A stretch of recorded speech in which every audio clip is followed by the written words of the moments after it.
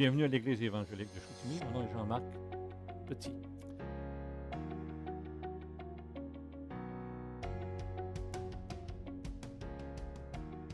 Ce matin, pour terminer notre série « Plus que vainqueur en Jésus-Christ » que nous avons commencé déjà depuis quelques semaines, j'aimerais regarder avec vous comment expérimenter la paix de Dieu.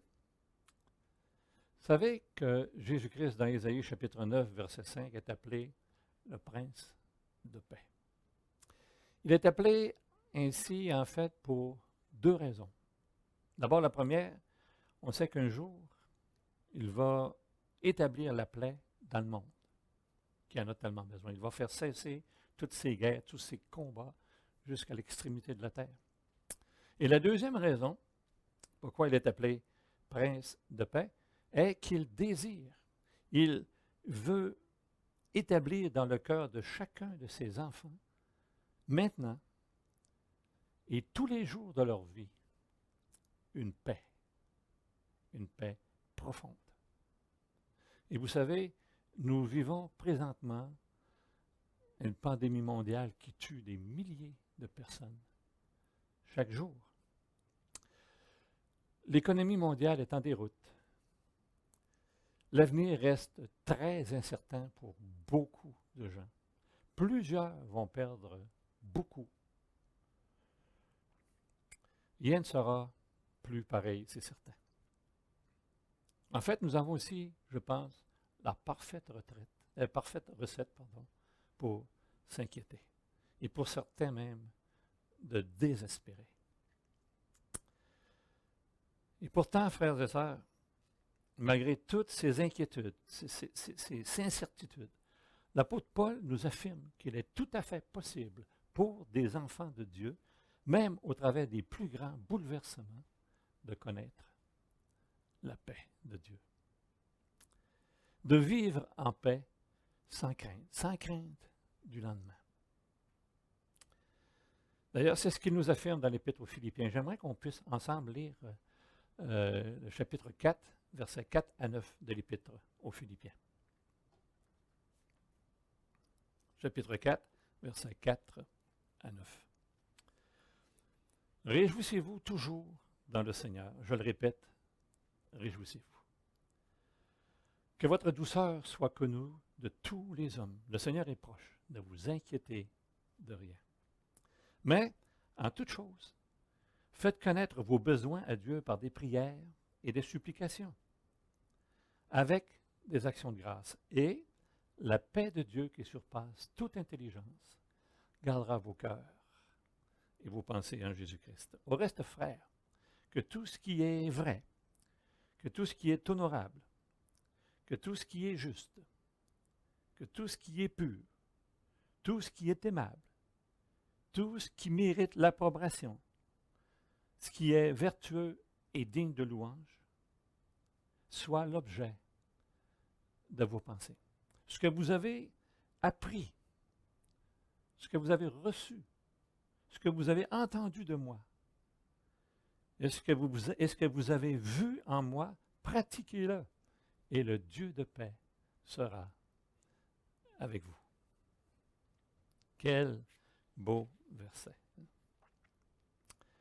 Donc, pour débuter ici, Paul, dans les versets 4 à 5 qu'on vient tout juste de lire, Paul nous présente deux attitudes indispensables à rechercher et à acquérir qui sont complètement à l'opposé de l'inquiétude. Donc, la joie dans le Seigneur et la douceur. Et ensuite, il nous donne une raison. Le Seigneur est proche. Donc, regardons premièrement à la première attitude. La première attitude que nous devons avoir est de se réjouir dans le Seigneur, de faire de notre Seigneur, Jésus-Christ, notre joie. Et remarquez ici, la joie dans le Seigneur ne dépend nullement des circonstances extérieures. La joie mentionnée ici n'est pas un sentiment émotif, mais elle émane plutôt de quelque chose de très concret, de quelque chose d'extrêmement objectif. Elle émane de notre communion intime avec le Seigneur Jésus-Christ.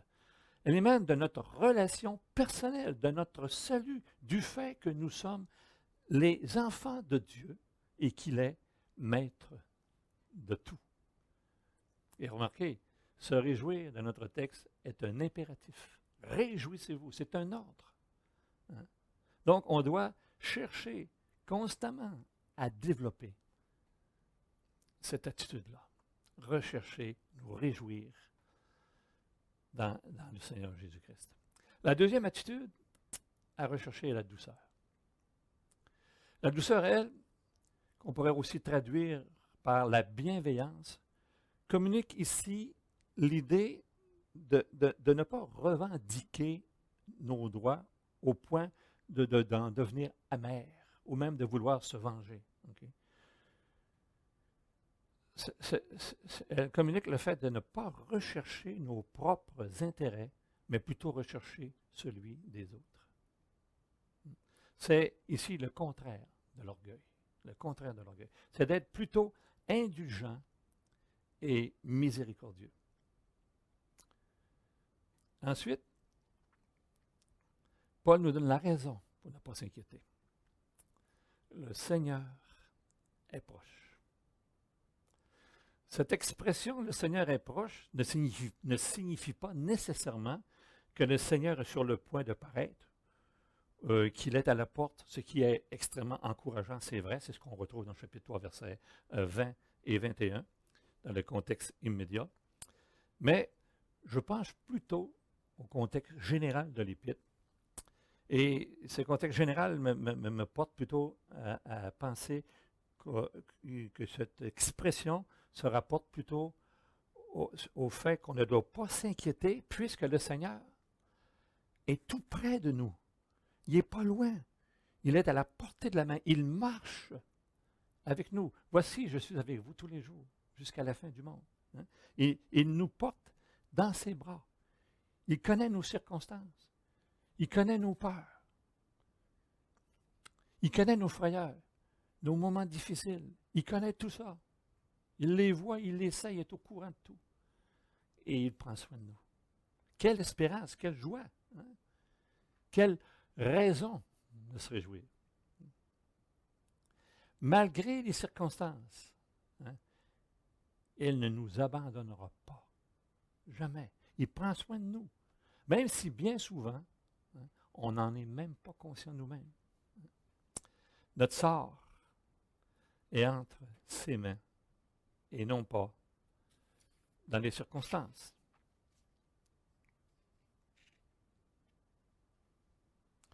On pourrait peut-être penser ici que l'apôtre Paul, qui nous a laissé cette épître surnommée l'épître de la joie, okay,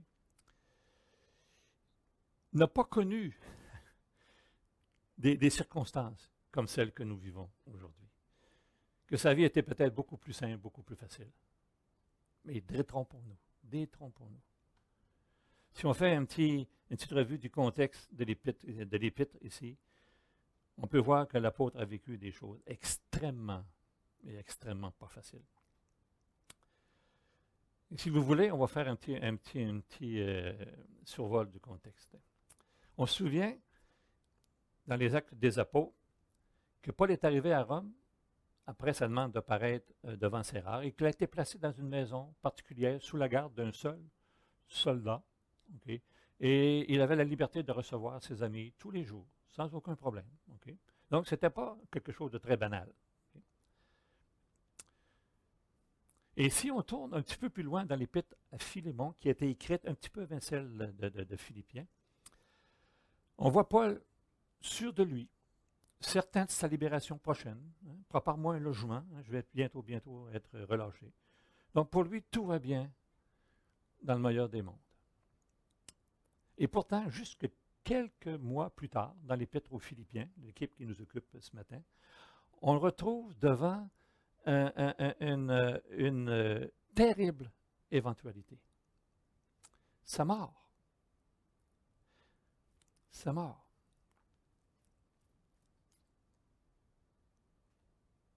Qu'est-ce qui s'est passé en quelques mois seulement? Qu'est-ce qui s'est passé? Eh bien, plusieurs choses.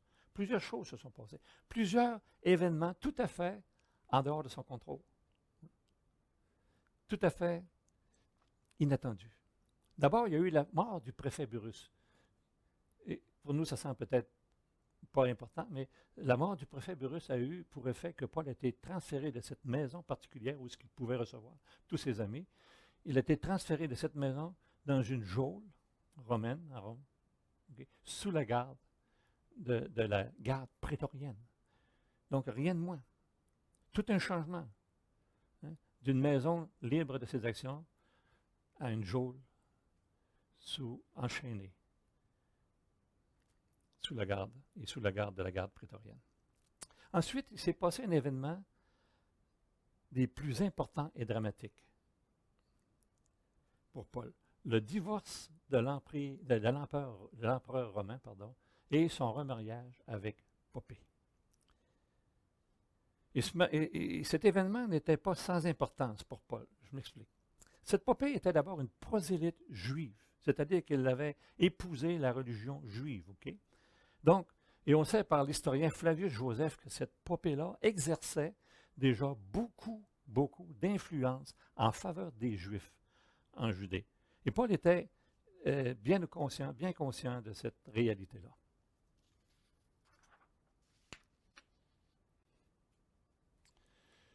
Et on sait que c'est elle qui poussa Néron au divorce. Okay?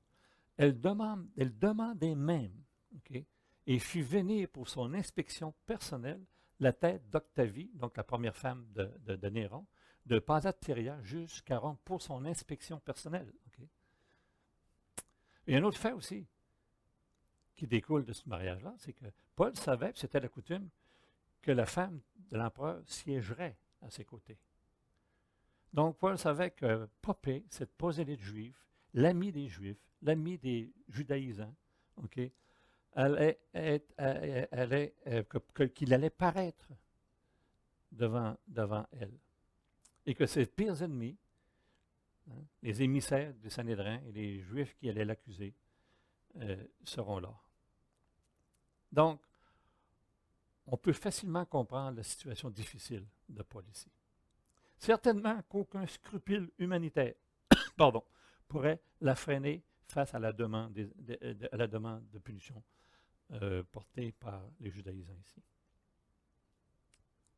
Il y avait aussi des accusations portées par les judaïsants, c'est-à-dire déranger les Juifs dans leur adoration, avoir profané le temple, mais il y avait aussi d'autres accusations, et celles-là portées par les Romains. Déranger la paix publique de l'Empire de Rome par une agitation perpétuelle, comme étant le chef émeutier d'une nouvelle secte, et peut-être même d'avoir été le leader de ceux qui auraient mis le feu à la ville de Rome. Ces accusations étaient de beaucoup les plus graves aux yeux des Romains. Même qu'un crime contre l'Empire ou le Commonwealth était en lui-même punissable de mort. On n'y échappait pas. Donc, toutes ces accusations seraient appuyées par le témoignage, d'abord des Juifs venus d'un peu partout de Judée, d'Éphèse, de Corinthe, un peu partout donc où Paul a œuvré, et certainement aussi par des faux témoins romains. Et pour couronner tout cela, il y avait même certaines personnes à Rome qui prêchaient l'Évangile par envie, par esprit de dispute, et avec la pensée de susciter à Paul encore plus de souffrance. Tous ces changements-là en seulement quelques mois. Quel bouleversement! Quelles circonstances imprévues! Que de raisons d'avoir peur! Que de raisons de se décourager pour Paul! Que de raisons de se plaindre, de crier à Dieu, mais Dieu, où es-tu? Au secours! Pourtant, comme je l'ai dit au début, cette épître est appelée l'épître de la joie. Écoutez, pas une fois, pas une seule fois, la foi de Paul décline. Pas une seule fois, Paul s'interroge sur le but de Dieu. Pas une seule fois, Paul se plaint. Quel était son secret? Tournons au verset 6. Paul ici nous en donne la réponse. Verset 6. Ne vous inquiétez de rien, mais en toute chose, faites connaître vos besoins à Dieu par les prières, les supplications et des actions de grâce. Faire confiance à Dieu pour toutes les situations qui échappent à notre contrôle. Paul exhorte les Philippiens à ne s'inquiéter de rien. Cessez de vous inquiéter. Cessez de vous inquiéter. Et est-ce que cesser de nous inquiéter signifie vivre comme des bohèmes et de négliger nos responsabilités, de ne pas nous soucier de l'avenir sous prétexte que Dieu s'occupe de tout? Certainement pas. C'est pas ça que ça veut dire. Cesser de s'inquiéter signifie faites confiance à Dieu. Faites confiance à Dieu pour toute situation dans votre vie. De toute situation qui échappe à votre contrôle. Ne vous en préoccupez plus. Vous ne pouvez rien y faire. Dieu est sur son trône et en contrôle.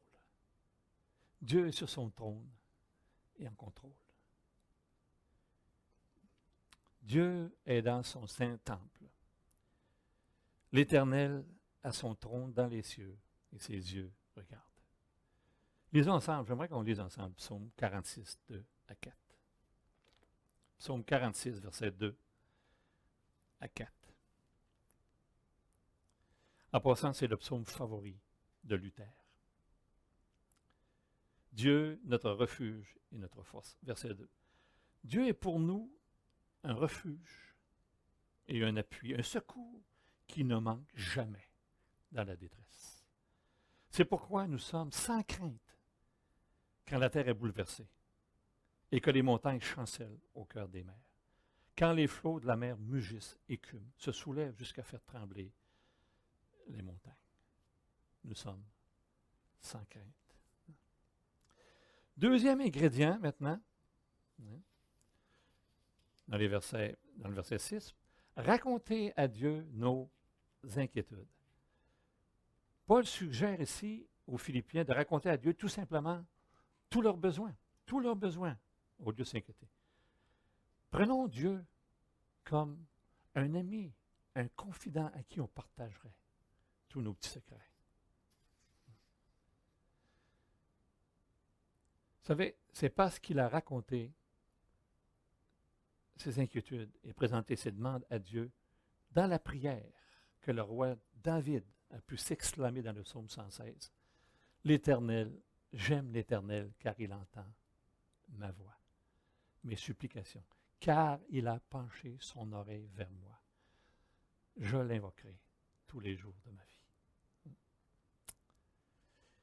Faisons connaître à Dieu nos inquiétudes, comme à un ami, comme à un ami proche qui nous comprend et qui veut nous aider. Troisième ingrédient, faire connaître ces demandes-là en toute chose, en toute chose. Vous savez, malgré sa grandeur, on l'a vu, malgré sa grandeur, sa majesté, il est assis sur un trône. Il règne en roi. Malgré sa grandeur, malgré sa majesté, Dieu cherche, désire une communion intime avec ses enfants. Dieu ne fait pas le sourd d'oreille. Dieu désire nous entendre dans les moindres petites choses. Il s'intéresse à tous les aspects de notre vie. En fait, rien ne lui échappe. Il s'intéresse à tout. À tout. Nos besoins physiques, nos besoins spirituels, nos besoins émotionnels, rien n'est sans importance pour lui. Faites-lui connaître vos besoins en toutes choses. Quatrième ingrédient, faire connaître à Dieu nos demandes par des prières et des supplications. et des supplications. Est-ce qu'après une, deux ou trois, peut-être demandes, je passe à autre chose, ok, je me lasse? Dieu ne répond pas de toute façon. Faire connaître à Dieu nos demandes par des prières et des supplications. Tournez avec moi dans Luc, chapitre 18, versets 1 à 8. Luc 18, 1 à 8.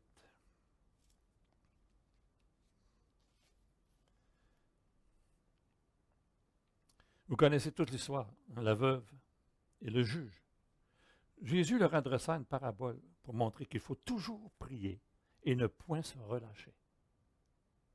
Il dit, il y avait dans une ville un juge qui ne craignait point Dieu et qui n'avait égard pour personne. Il y avait aussi dans cette ville une veuve qui venait lui dire, fais-moi justice de ma partie adverse. Pendant longtemps, il refusa. Mais ensuite il dit en lui-même, quoique je ne craigne point Dieu et que je n'ai point d'égard pour personne, néanmoins, parce que cette veuve m'importune, je lui ferai justice, afin qu'elle ne vienne pas sans cesse me casser la tête. Le Seigneur ajouta, entendez ce que dit le juge unique. Et Dieu ne ferait-il pas justice à ses élus qui crient à lui jour et nuit, et tarderait-il à leur égard? Je vous le dis, il leur fera promptement justice. Quand le Fils de l'homme viendra, trouvera-t-il la foi sur la terre? Voyez-vous, Dieu a de grands trésors à nous offrir, mais il les donne seulement à ceux qui les désirent à tout prix et qui sont prêts à attendre pour les obtenir, à persévérer dans l'espérance que Dieu, comme le juge, hein, va finalement répondre à leur demande. Avons-nous cette foi-là, cette persévérance-là dans nos prières? Cinquième ingrédient, et non pas le moindre, ajouter des actions de grâce à nos demandes. Les actions de grâce gardent nos yeux sur Dieu et non sur nous. Par exemple, il arrive, comme il arrive à tous, je pense, hein, que nous ayons des fois des difficultés à boucler notre budget.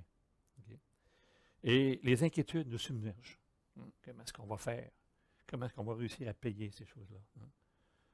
Mais en cherchant des actions de grâce, okay, des sujets d'action de grâce dans nos vies, nous réalisons rapidement, que Dieu a toujours pourvu au nécessaire, même dans les pires circonstances. Hein. Regardez en arrière un petit peu. Souvenez-vous des moments les plus pénibles, les plus difficiles que vous avez passés, où vous avez eu vraiment peur de ne pas y arriver. Regardez en arrière, qu'est-ce qui s'est passé? Dieu a été fidèle. Hein. Dieu a été fidèle. Et c'est pourquoi nous choisirons de lui faire confiance. De lui faire confiance. Hein. Le passé est garant de l'avenir. Donc, en fait, les actions de grâce nous gardent de l'ingratitude et de la peur, parce qu'elles affirment en réalité que Dieu est souverain en toutes circonstances et que tous ses desseins visent notre bien.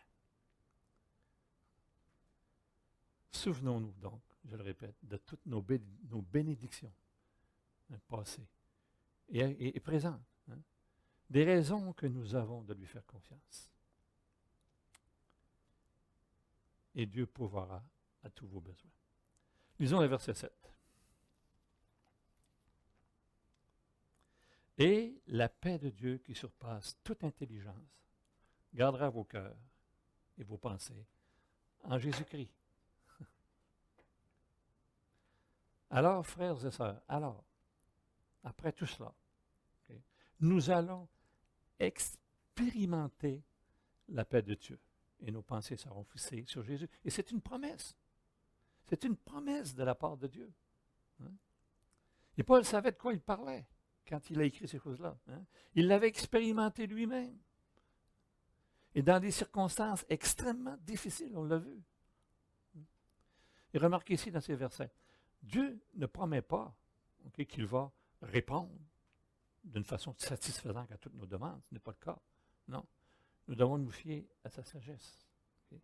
Mais il nous promet, par contre, quelque chose d'infiniment plus précieux, d'infiniment plus précieux. Dieu nous promet sa paix accompagnée d'une communion intime avec le Seigneur. Dieu nous promet la paix qui surpasse toute intelligence. Cette paix est fondée sur la grâce de Dieu et est donnée aux chrétiens, pas au monde, aux chrétiens, à travers Christ, à nous, ses enfants. Cette paix, frères et sœurs, voyez-vous, c'est comme le sourire de Dieu dans nos âmes.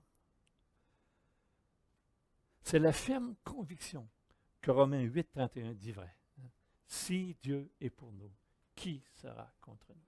C'est cette ferme conviction-là que Dieu prend soin de nous.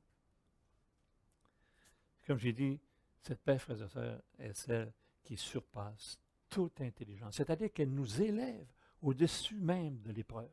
Elle nous élève même au-dessus des épreuves les plus difficiles. Elle résiste à toute intelligence humaine ou compréhension humaine.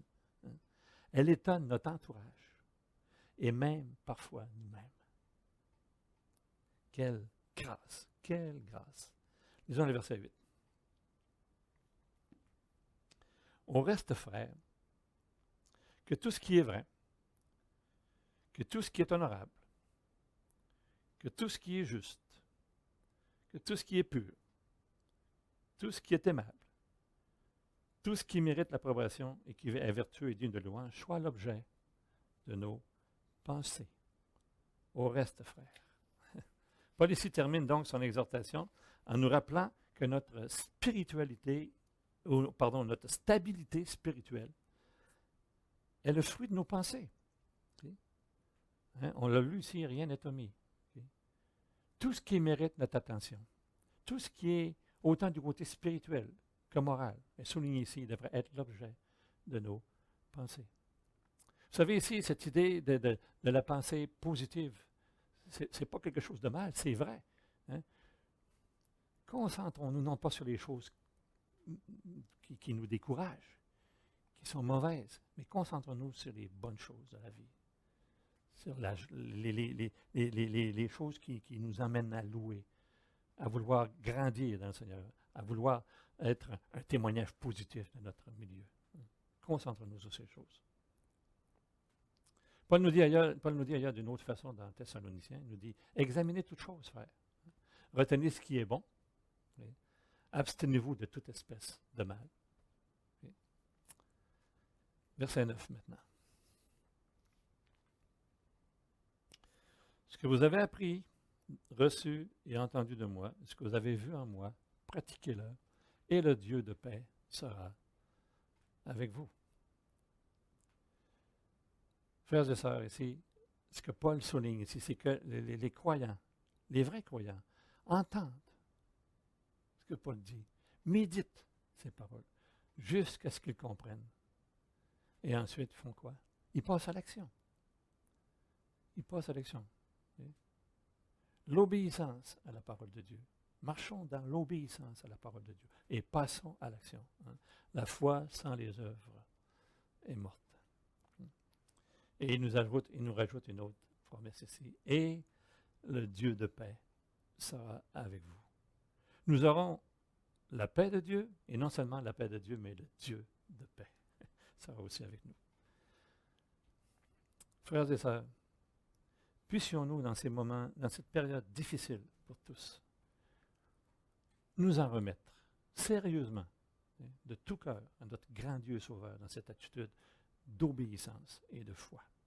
Alors nous aurons la paix de Dieu, et le Dieu de paix sera avec nous. Et j'aimerais lire pour terminer